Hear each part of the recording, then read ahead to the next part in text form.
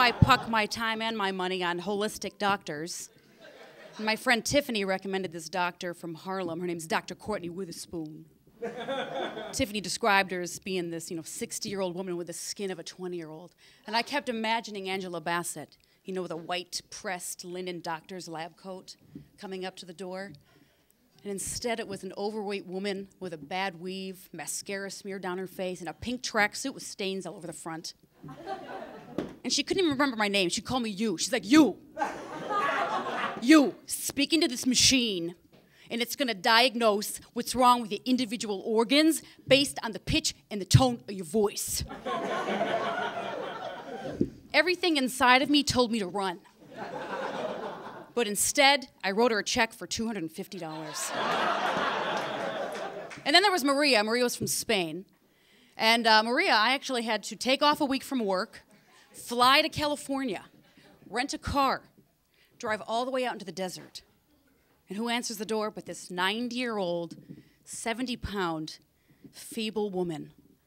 And the way she diagnosed what was wrong with you was she would say the word of a food and then press down on your arm to see how much resistance you had to that food. And then she'd say, okay, you're allergic to it. Now, of course, she could barely lift up her own arms, right? Let alone press down on mine. So after like 2 hours of this, she's like, Kelly, there's absolutely nothing wrong with you. This is all in your head. So I picked her up and I threw her out the window. No, I didn't do that. I wrote her a check for $350.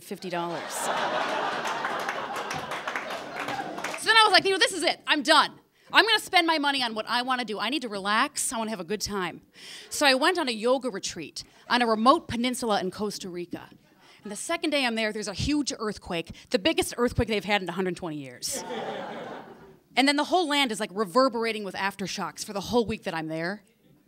And I'm like, I start smoking, I start drinking. I come home for a whole month, I couldn't crap. So I go see Olia, a Russian nutritionist that my friend Irene recommended.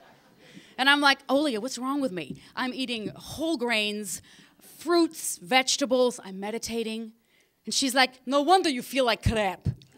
She's like, you have to eat right for the blood type, huh? This means you eat lots of red meat and you have vigorous exercise. So every day for a week I have a hamburger and I do kickboxing. And I wake up in the middle of the night and I'm sweating. And my heart starts palpitating. I'm thinking the world is just gonna crumble down around me. And I'm so afraid that I crap my pants. Now that was $400 well spent. So anyway, I'm just like, I'm tired of going and paying all this money. I'm like, that's it. I just need to, I'm just gonna go and I'm gonna consult those closest to me, for advice. And for example, the homeless man on 8th Avenue. Every day I walk by, he compliments me in my outfits. And he's always like, looking lovely today.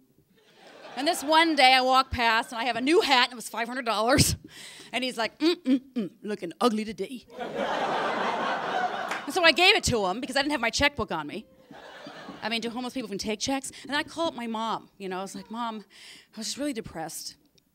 And I'm like, Mom, I'm very lonely. I don't see any future for myself. I keep getting the wrong advice from all the wrong people. And my mom's like, I keep telling you to move home. Smokey Bones is hiring. So I go back to my analyst, and my analyst is like, Kelly, you come from a very, very, very dysfunctional family. And I'm like, isn't one very enough? And she just looks at me, and I start laughing. And she's like, why are you laughing? Why are you laughing? It's not funny. I think it's sad. And I was like, do you want to know what's sad? Do you want to know what's sad? I'm about to write you a check for $150. Thank you very much.